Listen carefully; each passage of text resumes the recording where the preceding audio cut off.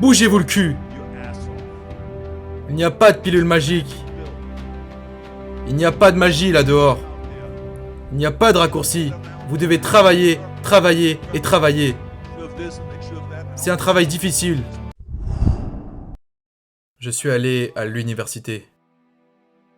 J'y suis allé et je travaillais 5 heures par jour. Et je travaillais dans la construction. Parce qu'à cette époque, dans le monde du bodybuilding, il n'y avait pas d'argent. Je n'avais pas d'argent pour des compléments alimentaires ou quoi que ce soit d'autre. J'ai donc dû aller travailler. J'ai donc travaillé dans la construction.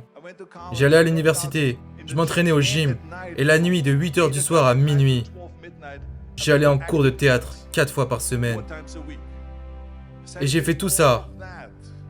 Et il n'y a pas une seule minute que j'ai perdue. Et c'est pourquoi je me tiens ici aujourd'hui. À l'âge de 20 ans, je suis allé à Londres et j'ai remporté le concours de Mister Universe en tant que plus jeune Mister Universe de tous les temps. Et c'est parce que j'avais un objectif. Si vous n'avez pas la vision de là où vous voulez être, et si vous n'avez pas défini votre objectif, vous dériverez et vous ne retrouverez jamais nulle part. Savez-vous que 74% des gens détestent leur travail en Amérique? La majorité des gens n'aiment pas ce qu'ils font, parce qu'ils n'ont aucun but auquel ils pourraient dédier leurs efforts. Ils ne font que errer sans but, et dès qu'ils ont une opportunité d'emploi, ils la saisissent et vont travailler, parce que le monde est de la sorte. Mais quand tu travailles, c'est une corvée. C'est du travail. Ce n'est pas amusant. Dites-vous que seulement un quart des gens aiment vraiment ce qu'ils font dans la vie. Alors les gens me demandaient toujours quand ils me voyaient au gym, à l'époque du Pumping Iron. Ils me disaient, pourquoi est-ce que tu t'entraînes si dur, Arnold? 5 heures par jour, 6 heures par jour, et tu as toujours le sourire aux lèvres. D'autres aussi s'entraînent dur comme vous, mais eux, ils ont l'air aigris et malheureux. Pourquoi donc? Je répondais tout le temps aux gens que moi je visais un objectif. Et que devant moi se trouvait le titre de Mister Universe. Donc, chaque répétition que je faisais me rapprochait de cet objectif.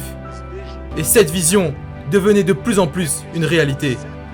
À chaque série que je faisais, chaque répétition, chaque poids que je soulevais me rapprochait de la concrétisation de cet objectif. Vous savez, je ne pouvais donc pas attendre de faire un autre squat de 220 kg. J'avais hâte de faire une autre série de développé couché de 220 kg. J'avais hâte de faire encore 2000 répétitions d'abdominaux. Je ne pouvais pas attendre le prochain exercice. Alors laissez-moi vous dire quelque chose. En visualisant concrètement votre objectif et en le poursuivant, ça le rendra amusant. Vous devez avoir un but, peu importe ce que vous faites dans la vie. Vous devez avoir un objectif. Mohamed Ali a bossé comme un dingue. Et je l'ai vu personnellement. Je me souviens qu'il y avait un journaliste sportif dans le gymnase. Et quand Ali s'entraînait à faire des abdominaux, le journaliste lui a demandé « Combien d'abdos fais-tu » Et là Ali lui a dit « Je ne commence à compter que lorsque ça commence à faire mal. » Maintenant, pensez-y, il ne commençait pas à compter avant de ressentir la douleur. C'est ça, travailler dur. Donc vous ne pouvez pas contourner le dur labeur, peu importe qui vous êtes. Bougez-vous le cul. Il n'y a pas de pilule magique. Il n'y a pas de magie là dehors. Il n'y a pas de raccourci. Vous devez travailler, travailler et travailler. C'est un travail difficile. Et ça me rend fou quand les gens disent qu'ils n'ont pas assez de temps pour aller à la salle de sport 45 minutes par jour et s'entraîner. Ou bien faire quelque chose d'autre pendant 45 minutes à 1 heure par jour pour s'améliorer, que ce soit physiquement ou mentalement. Imaginez que vous lisiez 1 heure par jour à propos de l'histoire. Qu'allez-vous apprendre après 365 heures en un an? Imaginez que vous étudiez l'histoire des musiciens et des compositeurs. Qu'allez-vous apprendre? Imaginez que vous travaillez sur un business, quelque chose que vous souhaitez développer chaque jour pendant 1 heure. Imaginez à quel point vous pourriez aller loin. Alors ça me rend vraiment fou, parce que quand les gens disent qu'ils n'ont pas le temps, nous avons tous 24 heures par jour. Nous dormons 6 heures par jour. Cela vous donne encore 18 heures. Il y a quelqu'un là-bas qui secoue de la tête ici pour dire qu'il ne dort probablement pas 6 heures mais plus 8 heures, n'est-ce pas? Dormez plus vite alors. Nous avons donc 18 heures par jour. Et la plupart des gens travaillent en moyenne environ 8 à 10 heures par jour. Donc supposons que ça soit 10 heures par jour. Il nous reste 8 heures. Puis vous comptez environ 1 heure pour vos déplacements. Peut-être 2 heures par jour. Il vous reste encore 6 heures. Alors que faites-vous pendant ces 6 heures? Peut-être mangez-vous un peu? Peut-être que vous papotez? Peut-être que vous parlez un peu aux gens et tout ça? Mais vous pouvez voir qu'il vous reste encore beaucoup de temps disponible. Rendez-vous compte du temps qu'il vous reste. Donc, organisez vos journées de sorte à ce que vous travaillez dur.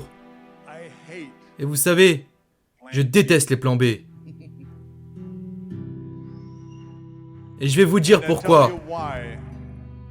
Parce que nous avons tellement de sceptiques, comme je l'ai dit plus tôt. Les no-sayers. Nous avons tellement de gens qui disent non, que vous ne pouvez pas le faire, qui disent que c'est impossible. Et c'est bien parce que on va juste éteindre le plan B. Et donc quand on me disait non, moi j'entendais oui. Quand on me disait que je ne pouvais pas le faire, j'entendais que je pouvais le faire. Il est donc possible de le faire parmi toutes les personnes négatives qui vous entourent. Mais quand vous commencez à douter de vous, c'est très dangereux. Parce que maintenant, ce que vous vous dites, c'est que si mon plan ne fonctionne pas, j'ai un plan de secours, j'ai un plan B. Et cela signifie que vous commencez déjà à penser au plan B. Et à chaque pensée que vous mettez dans le plan B, vous enlevez maintenant cette pensée et cette énergie du plan A.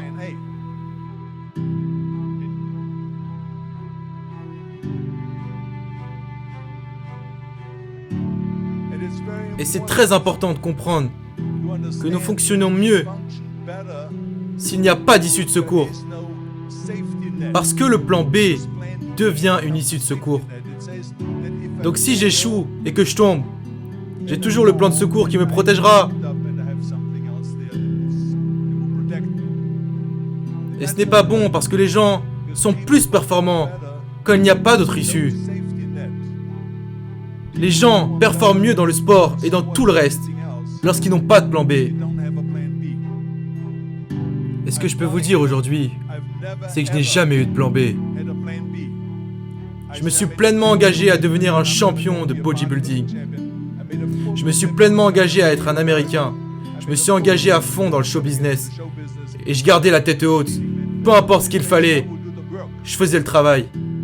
Je faisais le travail encore et encore, jusqu'à ce que j'obtienne les résultats que je voulais obtenir.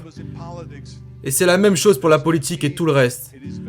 Donc pour moi, c'est très dangereux d'avoir un plan B. Parce que vous vous amputez la chance de vraiment réussir. Et l'une des principales raisons pour lesquelles les gens veulent avoir un plan B, c'est parce qu'ils ont peur d'échouer. Et ils se disent, et si j'échoue, je n'aurai plus rien d'autre. Alors laissez-moi vous dire quelque chose. N'ayez pas peur d'échouer parce qu'il n'y a rien de mal à échouer.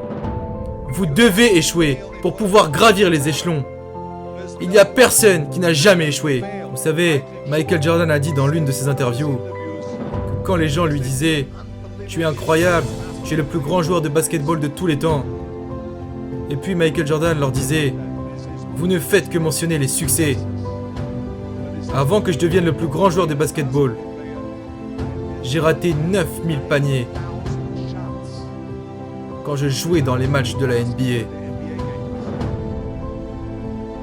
Donc pendant ces matchs où il réussissait tant de fois, il a raté 9000 paniers.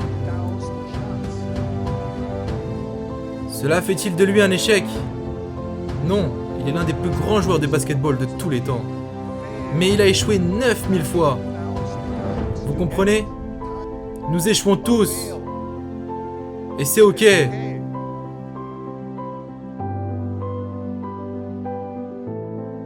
Mais ce qui n'est pas normal, c'est quand vous échouez et que vous restez à terre. Celui qui reste à terre est un perdant.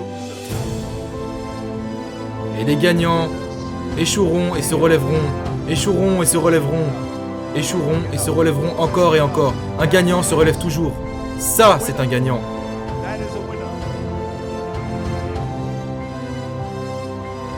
Vous savez, j'ai échoué en bodybuilding, j'ai perdu des compétitions de culturisme, j'ai perdu des compétitions de powerlifting et des compétitions de weightlifting. J'ai fait des films qui sont allés aux toilettes, qui étaient terribles et qui ont eu les pires critiques. Et en politique, je me souviens avoir eu beaucoup d'initiatives sur le scrutin. Et avoir perdu quand même. Ma cote d'approbation en Californie a chuté de 28%. Et puis elle est remontée, et j'ai gagné à nouveau le poste de gouverneur. Hey, nous échouons tous. Nous avons tous des échecs, et c'est ok. Et c'est pourquoi je dis, ne soyez pas inquiets d'échouer. Parce que lorsque vous avez peur d'échouer, vous êtes comme gelé. Vous devenez raide et vous n'êtes pas détendu. Pour être plus performant dans n'importe quel domaine, que ce soit en boxe, dans votre travail, ou bien dans votre façon de penser, il faut être détendu. Alors détendez-vous. C'est normal d'échouer. Bougez-vous le cul et donnez-vous tous les moyens qui sont à votre disposition pour réussir. C'est ce dont il s'agit, alors n'ayez pas peur d'échouer.